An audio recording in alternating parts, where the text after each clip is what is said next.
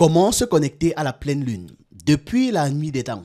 Bon, on va dire que depuis au moins que les humains existent sur Terre, la pleine lune fascine les civilisations du monde entier. En spiritualité africaine, elle est un astre très influent, un canal énergétique qui relie le monde visible et invisible. Son influence sur les eaux et les marées est bien connue, mais son pouvoir s'étend aussi au domaine spirituel. De nombreuses pratiques ancestrales utilisent son énergie pour la purification, la protection et l'attraction des bénédictions. Se connecter à la pleine lune, c'est entrer en harmonie avec cette force cosmique, capter les vibrations et les utiliser pour équilibrer son esprit, son corps, son environnement, ses projets, etc. Mais comment est-ce qu'on procède? Quels éléments utiliser et quelles précautions est-ce qu'il faut prendre? Déjà, pourquoi se connecter à la pleine lune? La lune est un astre aux multiples facettes. Dans plusieurs traditions africaines, elle est considérée comme la gardienne des mystères de l'eau et des cycles de la vie. Son influence est observée dans la nature. Les marées montantes et descendantes sont sous son influence. Ça prouve donc le pouvoir qu'elle a sur les océans et les rivières. Les plantes suivent un rythme lunaire, notamment dans la culture agricole traditionnelle où les semi-récoltes se font en fonction des phases lunaires. Les émotions humaines sont également impactées par la lune. Certains ressentent un regain d'énergie, une sensibilité accrue ou une forte inspiration durant la pleine lune. D'autres ont une très forte libido durant cette période, si vous avez remarqué. C'est même peut-être votre cas. Se connecter à la pleine lune permet donc de s'harmoniser avec les forces naturelles et de tirer parti de leur énergie. Le bon moment pour se connecter à la pleine lune. Contrairement aux croyances modernes qui perçoivent la pleine lune comme un phénomène ponctuel, la négroculture ou la culture africaine ou la culture noire nous enseigne que la pleine lune dure 3 jours et 3 nuits. Le premier jour, c'est la veille de la pleine lune, lorsque l'énergie lunaire commence à atteindre son apogée. Le deuxième jour, le jour exact de la pleine lune, où son influence est maximale. Le troisième jour, c'est le lendemain de la pleine lune où ses vibrations sont encore très puissantes avant de commencer à décroître. Cela signifie que même si vous manquez le jour précis qui est le deuxième jour, vous pouvez toujours bénéficier de son énergie le jour précédent ou le jour suivant, soit le premier jour ou le troisième jour. Quels sont maintenant les éléments nécessaires pour le rituel? Dans la spiritualité africaine, chaque élément naturel est porteur d'une énergie spécifique. Pour établir une connexion efficace avec la pleine lune, il faut réunir certains éléments qui entrent en résonance avec elle. Le premier élément, c'est l'eau, le canal de la lune. L'eau est l'élément central du rituel, car la lune est perçue comme la mère de tous les eaux. Elle régit les océans, les rivières et même l'eau contenue dans le corps humain. Utilisez l'eau de source, l'eau de puits ou même l'eau minérale. Vous pouvez utiliser les trois. À votre choix, choisissez juste un des trois. Ensuite, versez cette eau-là dans un récipient en verre ou en terre cuite, car ces matériaux permettent une meilleure transmission énergétique. Évitez le plastique et les métaux traités, parce que ceux-ci perturbent les énergies naturelles. 2. L'élément d'attirance. Pour renforcer la réception de l'énergie lunaire, on ajoute des éléments naturels qui favorisent l'absorption des vibrations. Le miel, le jujube, les dattes, le fruit là, la date, comme ça qu'on appelle ça, ou encore d'autres sucres naturels comme la canne. Il y en a plein. Quel est le déroulement du rituel? Première partie, la préparation de l'eau lunaire. À ce niveau, vous devez remplir votre récipient d'eau et y ajouter le miel, le jus de canne ou le jujube selon vos préférences. Ensuite, placez ce récipient à l'extérieur, dans un endroit où la lumière de la lune peut l'atteindre directement. Un balcon, une terrasse ou un jardin, peu importe. Dans le cas où votre maison n'a pas accès à l'extérieur, ne vous en faites pas. Laissez le dispositif dans votre maison.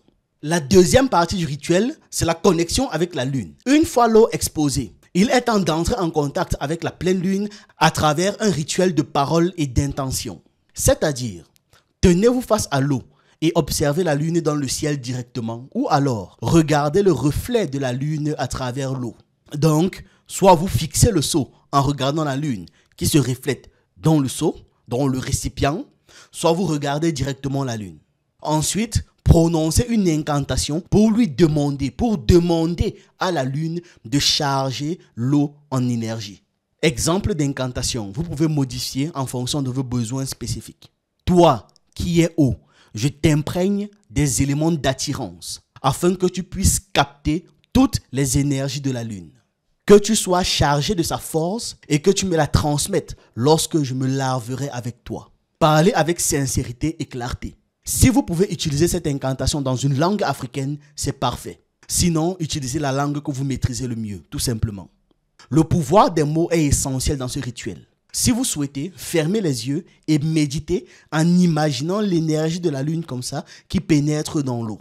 La troisième partie du rituel, c'est le chargement de l'eau lunaire. Laissez l'eau exposée pendant au moins 3 heures sous la lumière de la lune. Certains choisissent de laisser cette eau toute la nuit pour que ça absorbe l'énergie de la lune de manière optimale. Mais si vous n'avez pas le temps ou que votre programme est serré, voilà, laissez ça au moins 3 heures. Ce sera à vous de voir. Comment utiliser cette eau-là maintenant? Comment utiliser l'eau lunaire que vous avez chargée? Une fois l'eau chargée, il est important de correctement l'utiliser. Ne l'utilisez pas en une seule fois, c'est-à-dire n'utilisez pas cette eau pour vous laver en une seule fois avec et c'est terminé. Elle est précieuse. Elle doit être intégrée progressivement à votre corps, à votre esprit et à vos énergies, à votre vibration. Donc, ce que vous allez faire, c'est que vous allez ajouter une portion de cette eau chargée en énergie lunaire dans votre bain de chaque jour. Chaque jour, vous vous lavez, donc vous prenez une partie de cette eau, un gobelet, peu importe, que vous mettez dans l'eau que vous allez utiliser pour vous laver. Et vous allez le faire jusqu'à la prochaine lune. Donc, utilisez ça avec parcimonie.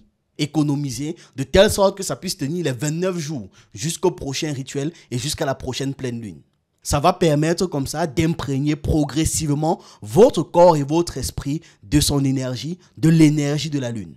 Alors, il y a quelques précautions à prendre. Ne laissez pas l'eau lunaire à la lumière du soleil parce que ça va dissiper son énergie.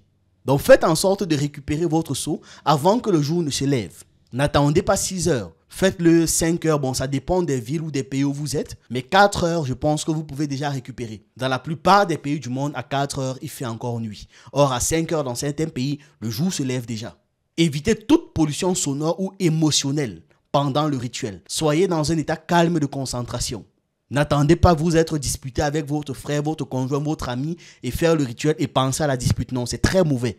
Ne le faites pas en ayant des préoccupations, je n'ai pas mangé, je n'ai pas ceci. Ce sera très perturbant pour le rituel aussi. Soyez calme, serein et faites en sorte de vous concentrer exclusivement sur le rituel. Même si durant le rituel, vous pourrez poser cette doléance, c'est-à-dire je manque d'argent, je souffre, charge-toi des énergies lunaires qui vont me permettre de sortir de la situation très difficile dans laquelle je me trouve. C'est mieux de penser ainsi pendant le rituel. Ne polluez pas non plus votre environnement de musique ou que sais-je d'autre. Les gens qui vont faire les rituels avec les musiques de Nicki Minaj en arrière, Cardi B, je sais pas qui d'autre. Non, restez dans un état calme, c'est primordial. Ensuite, faites ce rituel seul ou avec des personnes qui partagent les mêmes intentions que vous. Ça va éviter les interférences négatives. Donc, ne faites ce rituel qu'avec des gens en qui vous avez pleinement confiance. Et en qui vous avez pleinement confiance et qui partagent les mêmes intentions que vous. Ne commencez pas, oui... mon ami, s'il est quelqu'un de sympa, mais même s'il est chrétien, ça ira, non. Il n'a pas les mêmes intentions que vous durant le rituel, ce qui peut poser de grosses difficultés. Voilà. On va terminer la vidéo avec 2 mythes lunaires en Afrique. L'histoire 1 est titrée « La lune, mère des rêves », c'est un mythe bantou. Dans un pays bantou d'Afrique centrale, on racontait que la lune était une mère bienveillante qui veillait sur les rêves et les songes des humains. Les anciens disaient que chaque nuit de pleine lune, elle descendait silencieusement du ciel et soufflait un vent doux sur les gens qui dormaient pour leur apporter des visions, des prophéties, des conseils et pour les guider dans leur destinée. Un jeune chasseur qui vivait dans ce pays était très talentueux, mais impatient et il ne croyait pas en toutes ces légendes. Un jour, il s'est perdu dans la forêt alors qu'il poursuivait une antilope. La nuit tomba, une brume argentée enveloppa les arbres. Désespéré, il s'est effondré près d'un baobab et s'est endormi sous la lumière de la pleine lune. Dans son rêve, une femme lumineuse aux yeux d'argent lui apparut et elle lui dit « Jeune chasseur, je suis l'esprit de la lune. Tu es perdu parce que tu ne respectes pas le rythme de la nature. Écoute mon conseil, rentre chez toi en suivant la brise nocturne, car elle porte toujours les chants du pays. » À son réveil, le chasseur sentit un vent léger caresser son visage. Il se leva et suivit la direction du souffle, un peu comme dans Ghost of Tsushima pour ceux qui ont joué le jeu. Après plusieurs heures de marche, il retrouva son village. Il comprit alors que la lune n'était pas qu'un simple astre, mais un guide spirituel qui offrait la sagesse à ceux qui savaient l'écouter. Depuis ce jour, il est devenu un chasseur patient et respectueux des enseignements nocturnes. À chaque pleine lune, il s'asseyait sous le baobab pour méditer en attendant les messages que la lune allait lui envoyer dans ses rêves. La seconde histoire est titrée « La lune et l'eau de guérison ». C'est un mythe Yoruba. Dans le royaume Yoruba, il existait une légende sur la lune et ses pouvoirs de guérison. On racontait qu'une fois par siècle, la déesse de la lune, Oshupa, versait une pluie d'argent sous une source cachée au cœur de la forêt. À ce niveau, je vais mettre une petite parenthèse. Vous voyez qu'il y a toujours la notion d'argent, la matière qu'on appelle l'argent. C'est très intéressant. Que ce soit en Afrique centrale comme en Afrique de l'Ouest, vous avez vu qu'il y a cette similitude-là où l'argent est renvoyé à la lune. C'est d'ailleurs pour ça que dans le rituel lunaire, on donne de l'argent pour remercier les 4 divinités lunaires. Les 4 divinités lunaires qui sont Bastet, Iya, Khonshu et Djéouti. Iya s'écrit I-H-A. Iya. Je ne suis pas en train de dire il y a, non, c'est Iya, Bastet, Khonshu et Djéouti. Ça fait 4. Je ferme la parenthèse et on continue l'histoire. Cette eau, bénie par la lumière de la lune, avait le pouvoir de guérir toutes les maladies et purifier l'âme des tourments. Un jour, une jeune fille du nom d'Abeni tomba gravement malade. Aucun guérisseur ne parvenait à la soigner. Sa mère, désespérée, se souvient alors de la légende de la source lunaire.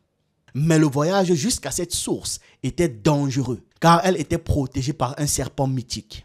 Par amour pour sa fille, la mère a entrepris le périple.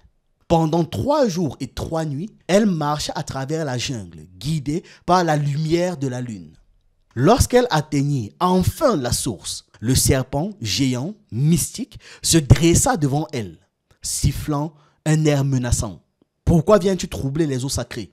demanda le serpent. « Je ne cherche pas à la troubler, mais à sauver ma fille, répondit la mère. Touché par son courage et son amour, le serpent s'inclina et laissa la mère remplir sa calebasse. Elle revint au village et fit boire l'eau à Abeni, sa fille. Dès la première gorgée, la jeune fille ouvrit les yeux parce qu'elle était guérie. Depuis ce jour-là, les anciens Yoruba enseignaient que l'eau exposée à la lumière de la pleine lune possédait des vertus curatives. C'est ainsi qu'est née la tradition de laisser l'eau dehors à la pleine lune pour que cette eau absorbe l'énergie bienfaitrice de la lune avant d'être utilisée pour purifier et guérir. Ces histoires m'ont donné une idée intéressante. Je pourrais compiler comme ça des histoires des mythes africains dans plusieurs dessins animés et mettre à la disposition de ceux qui veulent. Ça pourrait être intéressant comme projet. En tout cas, c'est ce que j'avais à partager avec vous. J'espère que vous avez apprécié. L'espace commentaire est là au besoin. Et on se donne rendez-vous une prochaine fois pour parler de spiritualité. Que nos ancêtres veillent sur nous.